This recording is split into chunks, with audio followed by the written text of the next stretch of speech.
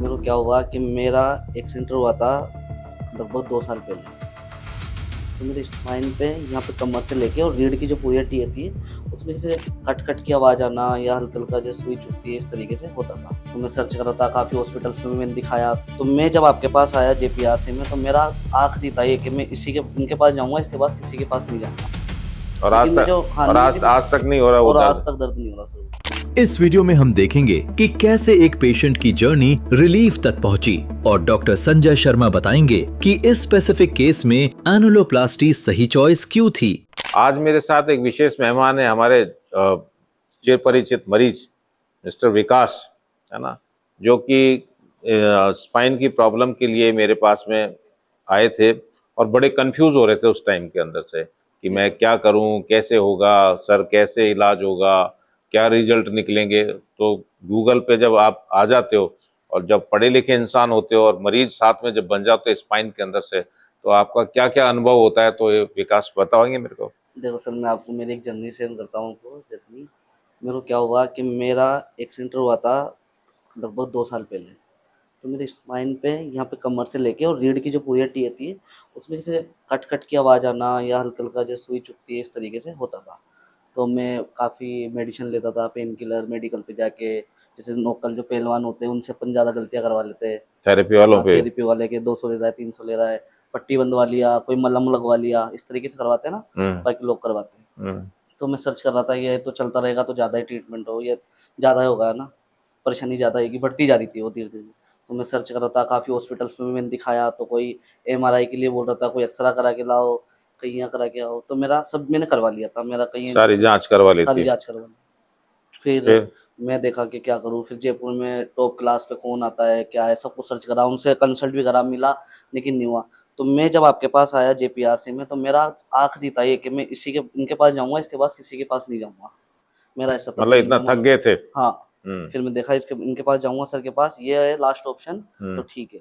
तो मैं नहीं। जब आपके पास आया तो पहले दिन तो आप मेरे से मिले नहीं, काफ़ी भीड़ भी लगी हुई थी, काफ़ी लोग भी दूर-दूर से आए हुए थे, तो वहाँ से मुझे मोटिवेट मिला आपके लिए कि नहीं यार, ये अपन सही जगह है आज। इस तरीका का मेरे को लगा। मैंने देखा मतलब कि तुमने पूरा एनालिसिस कर हाँ, लिया था कि हाँ, कि मुझे सही हाँ, टारगेट पे सही सही है। ट्रीटमेंट मिल जाएगा। फिर जो आपकी क्लीनिंग थी वो भी काफ़ी क्लीनिंग भी थी, हम्म। अच्छी थी। फिर आप बातचीत करने का आपका व्यवहार भी अच्छा था। फिर आपने मेरी रिपोर्ट्स व्यवहार से देखी। इलाज थोड़ी होता है, व्यवहार नहीं, अपनी तो जगह होता है, इलाज आपने अपनी जगह समझाया ना, होता है। सब चीज़ समझाया। कई चीज़ तो आप समझाने में मेरी सही हुई, मुझे लगा ऐसा, कि मतलब आप जो मुझे डाउट थे वो क्लियर हो वो गए। क्लियर हुए। जो भ्रांतियां जो हाँ, सोसाइटी के जैसे अंदर होती हैं वो आपने मेरी एमआरआई उसमें देखा था कि नहीं, आपका बिना चीड़-फाड़ के मैं आपको इलाज कर दूँगा, और पॉसिबल है। 7 दिन के अंदर आपको ऐसा कर दूँगा कि आप इतने दिन खाते हैं, या ये जो ऐसे तो आप बहुत सब सारे भूल डॉक्टर जाओ। कहते हैं कि सात, मैं तो 3 दिन में कर दूंगा, 15 दिन में कर बोलते थे दूंगा। सर, लेकिन हुआ नहीं था, बहुत सारे डॉक्टर कहते हैं कि आप आ जाइए मेरे पास में, मैं इलाज कर दूंगा। है ना? फिर मैंने आपके वहाँ पे गूगल रिव्यू देखे, तो आप बहुत अच्छे-अच्छे कमेंट भी थे आपके लिए, गॉड की तरफ से, या ऐसे मैसेज भी थे, शायरी भी थी, तो मेरे को वहाँ से मोटिवेट मिला कि ठीक है। बुरे बाकी भी तो जो कमेंट होते हैं उसके अंदर से। बुरे भी थे, लेकिन इतने बुरे नहीं थे जहाँ से आपने ज़्यादा पैसा ले लिया, या तो वो बुरे थे, लेकिन बाकी अच्छे-अच्छे थे सर। हमेशा बुरे अच्छे रहते थे कि ये तो अच्छे-अच्छे होता है, दिखे। ये दोनों बस, पार्ट होता है। दोनों। अच्छाई तो बुराई फिर का कोई वो नहीं होता। बस ये फिर चीज़ें फिर थी। फिर फिर क्या हुआ। आपसे फिर आपने मेरे को बोला कि आपका ट्रीटमेंट हुआ, तो लगभग डेढ़ से 1 घंटे में आपने मेरा ट्रीटमेंट किया ओटी में। वहाँ पे मुझे मैसेज भी नहीं हुआ कि मेरा ट्रीटमेंट हो रहा है। इतना महसूस भी नहीं आपका हुआ। हाँ, इतना आपके हाथ भी अच्छे हैं, यानी कि बहुत पोलाइटली, इस तरीके से। तो लगा नहीं कि मैं ओटी में भी हूँ, और एक बस आपके ड्रेसअप से लग रहा था कि एक ओटी की मैं हूँ, बाकी वैसा नहीं लग रहा था कि मैं ऐसा ओटी में हूँ। महसूस नहीं हो रहा था हाँ, कि मैं ऑपरेशन थिएटर के ऑपरेशन अंदर से एक थिएटर, मरीज की हाँ, हैसियत से हाँ, कि सर के मेरा सामने हूँ, हाँ। है ना, ऐसा और महसूस आप नहीं हो मेरे रहा। से बातचीत भी कर रहे थे, काफ़ी मुझे मोटिवेट भी कर रहे थे, ठीक है, दर्द तो नहीं हो रहा, पूछते भी जा रहे थे, वैसे मेरा कोई दर्द नहीं हो रहा था। तो ये जो प्रोसीजर हुआ था उसके बाद में इमीडिएटली आपकी क्या रिएक्शन थी।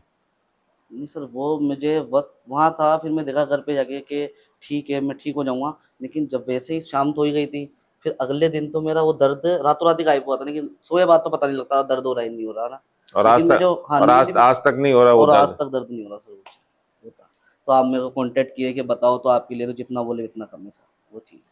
आपने मेरी परेशानी भी दूर करी, मेरा हल भी दूर करा सब। देखिए, जो विकास का जो केस था उसमें बेसिकली जो प्रॉब्लम थी उसमें L4-5 एनुलर टियर जो डिस्क होती है उसमें कटाव था, और उस कटाव के कारण जो एमआरआई में सीधा सिग्नल्स हमें नजर आ जाते हैं, जो एनुलर टियर होता है अब उसको काफी सालों तक मरीज को चलाते रहते हैं, उस मतलब दर्द को झेलता रहता है पेशेंट, दर्द की गोलियां, आराम, ये करना वो करना, तो ये बड़ी ऑकवर्ड सिचुएशन हो जाती थी। अब इस सिचुएशन के अंदर से अक्सर क्या होता है कि ओपन सर्जरी की जाती है, लेकिन इंटरवेंशनल पेन मेडिसिन के अंदर से एक प्रोसीजर होता है जिसे हम कहते हैं एनुलोप्लास्टी, है ना। एनुलोप्लास्टी जैसे हार्ट के अंदर से नसें जो बंद होती हैं उनको करने के लिए एंजियोप्लास्टी होती है, उसमें हाथ की नस से या जांघ की नस से जाते हैं, इसमें भी रीढ़ की हड्डी के साइड से जाते हैं और बिना किसी बेहोशी के अंडर लोकल एनेस्थीसिया जो नस का जो पार्ट होता है उसको साइड से ट्रीट करते हैं। इसमें क्योंकि डिस्क इन्वॉल्व थी, एनुलर टियर था, तो उस पार्ट को हमने ट्रीट किया,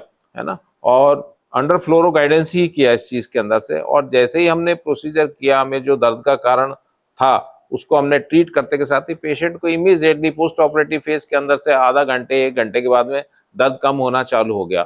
फिर मैंने जो इनको सेफ्टी प्रिकॉशन बताई, उस सेफ्टी प्रिकॉशन को इन्होंने बिल्कुल रिग्रेसली मतलब फॉलो किया, और उसकी बदौलत आज काफी लंबा टाइम हो गया इनको कि मेरे ख्याल में इनको उस हालात में उस जगह पे दर्द नहीं हुआ है ना, जिस जगह पे जो दर्द के लिए मेरे लिए समस्या लेके आए। क्योंकि काफी जब ट्रायल कर लेता था पेशेंट को बड़ा मुश्किल से विश्वास होता है कि मैं सही हो पाऊंगा या नहीं हो पाऊंगा।